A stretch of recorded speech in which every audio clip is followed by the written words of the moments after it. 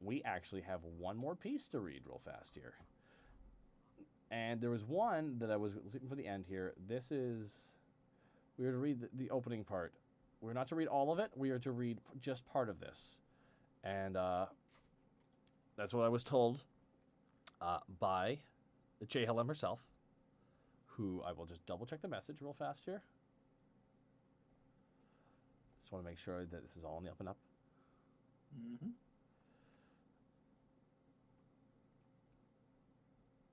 Okay.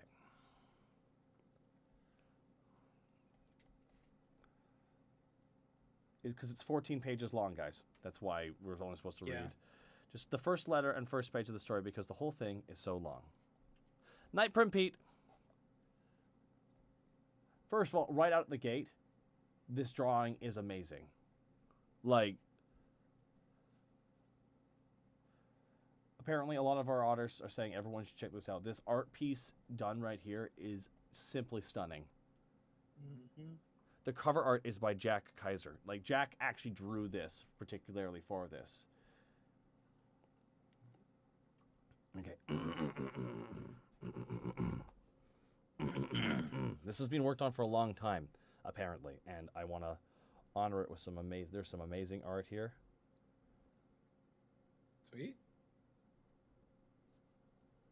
And this was written and designed by Chalem, Froggy's mom. Cover art by Jack Kaiser. Illustrations by Citra King and Voodoo Soviet. Calligraphy by Krakatoon. Layout by Poi Suit 47. And everyone used it with permission. And this is amazing. And this is what's really incredible about this. Is I feel like, we talked about this particularly in length at one point.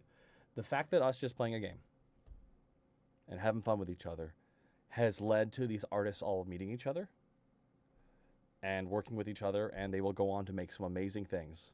Just knowing that we kind of helped with the initial part of that makes us all feel like there was something beyond what we were just having some fun.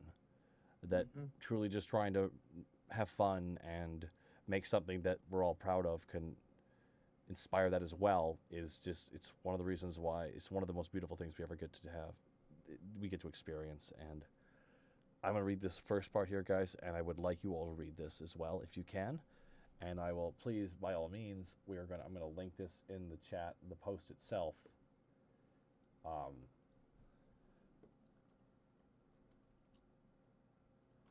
Guys would care to read along. The graceful architecture of Livrosia's Grand Cathedral rose in delicate white stone and stained glass over its little corner of the High District. One white tower, in particular, set back from the street, was notably for its beauty. It wasn't the tallest tower in the High Temple District, or the most ornate, but it drew the eye by merit of its graceful lines and proportions that felt perfect in relation to the rest of the structure. It called the eye upward to gaze on the red tilted roof and rose windows of the temple complex. The windows at the top of the tower were enchanted crystal that reflected all the colors of the rainbow, broadcasting prismatic shadows over the roofs and cobbles below.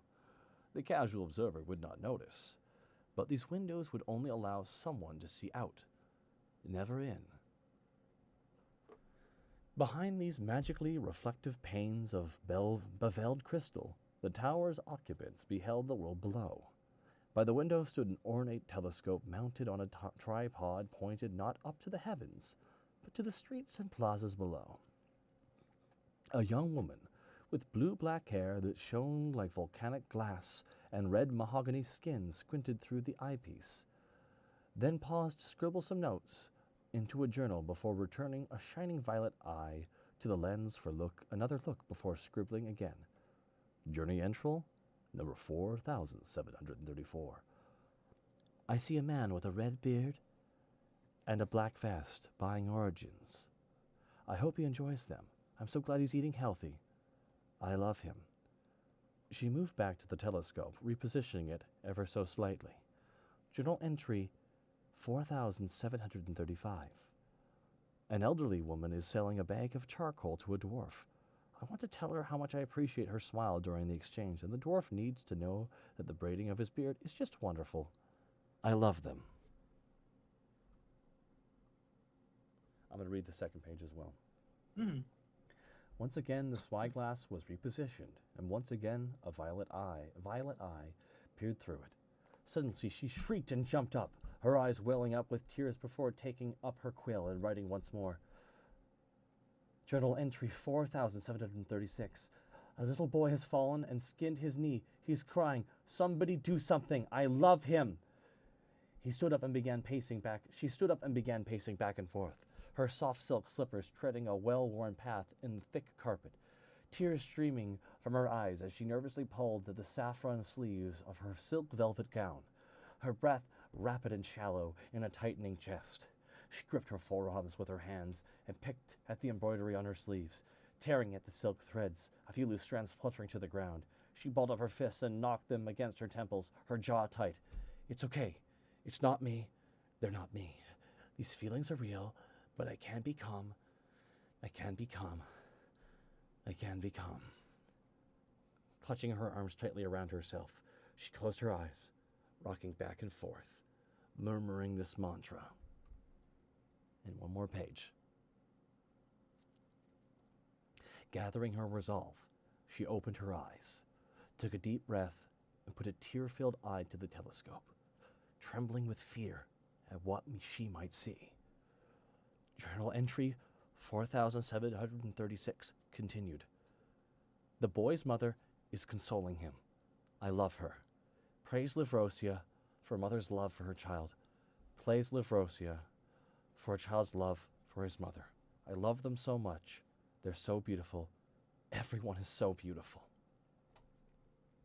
Breathing a sigh of relief, she dried her eyes with a soft cotton handkerchief from a nearby basket of them, freshly laundered, crisply folded, and smelling of lavender. The intricately woven basket sat on a small marble-topped table that stood between an intricately carved canopied red oak bed frame covered with a downy satin comforters, and a cherry wood wardrobe overflowing with dresses and gowns in a cascade of silk, lace, and brocade. The exquisitely crafted furniture and gowns were matched by equally ornate carpets, covering the floor, and small sculptures and decorate glassworks adoring key points in the apartment. Only two areas were less than immaculate. One was the slight clutter of papers on a large mahogany desk, and the other was a corner of the room with an easel containing a half-finished landscape and a scattering of discarded sketches, pots of pigment, and painted stained rags and brushes. And here's what it looks like.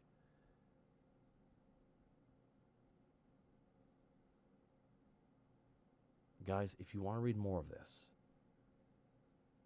you should.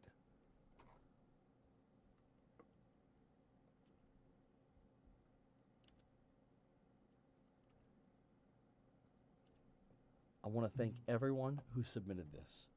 This is damn beautiful. This is supremely beautiful. Everyone involved in this project should feel pride. And JLM especially. You've been working on this a long time.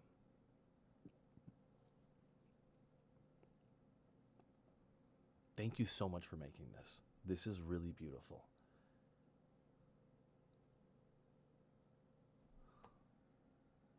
I'm just here still absorbing it all. Yeah, this was really good, you know.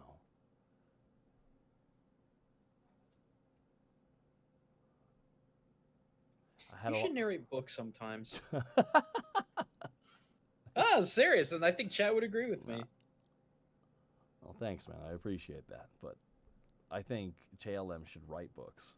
No, I agree. I wholeheartedly agree. Yeah, it's pretty. Seriously, guys, a big shout out to all the amazing artists and a big shout out to JLM. I had a lot of help from some talented artists. Me too, JLM. Krakatoa wrote letters in 5 different styles of handwriting. That is the beauty of creation, though. Mm-hmm. It's collaborative.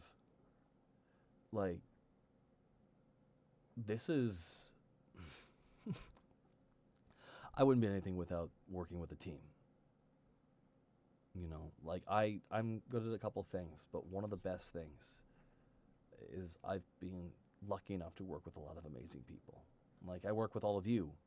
Like the Unexpectables, I think, is what it is because of our Yeah. amazing DM, and I think our varied players with different backgrounds. And I think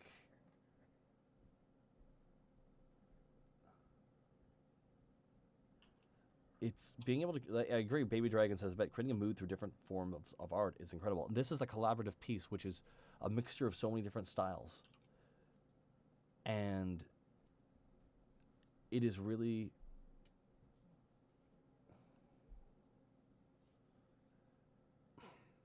It's really stunning, and I'm glad we ended on this. Seriously, Mm-hmm. like seriously, Shalem.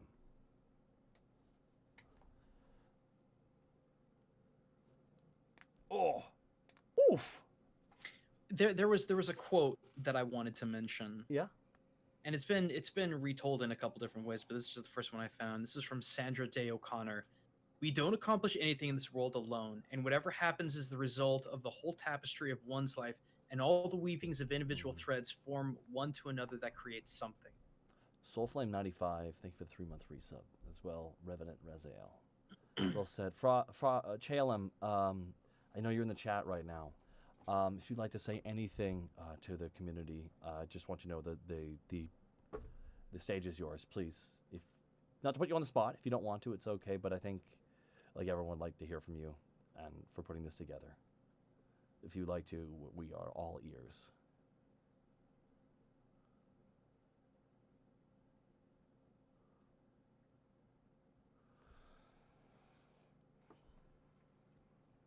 I'm just gonna be quiet.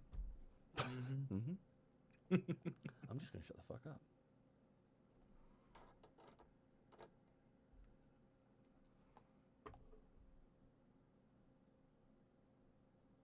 Just commission the artists you see here. Oh, and you're still thinking about other people. Just written, designed by Chalem Froggy at Froggy's Mom. Cover art by at Jack A. Kaiser. Illustrations by at Citra King and at Voodoo_Soviet. Calligraphy by Krakatoon.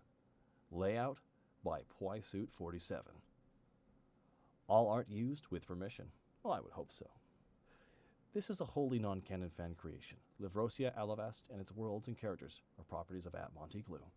Click here to write the Lady of Livrosia, and your letter might appear in the Alivast Oracle. Dan's Writer, thank you for the 2-month resub. And Lasker Fuffle, thank you for the 100 bits. Seriously, a lot of love your way, Chalon. You've been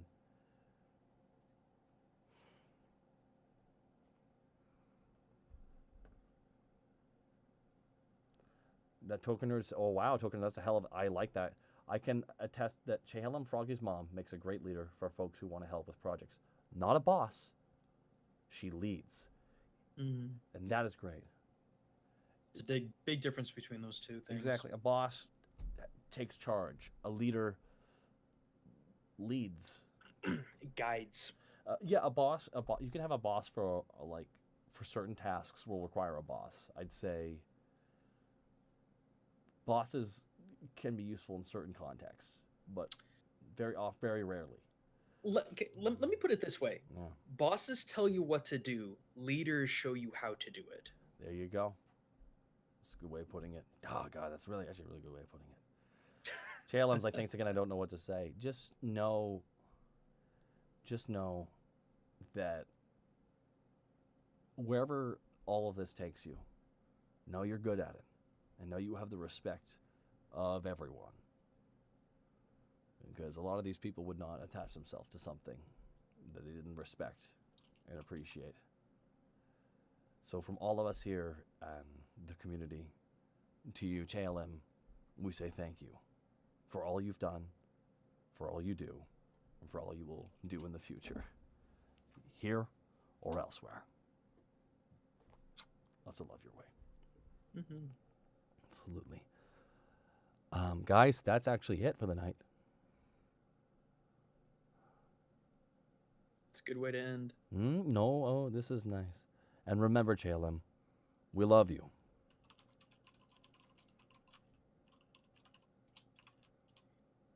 If I can say anything, I'll say you can keep moving, keep creating, and don't give up. Damn right. Damn right. We love you. Oh, everyone's going to say it now. This is dope. Mhm.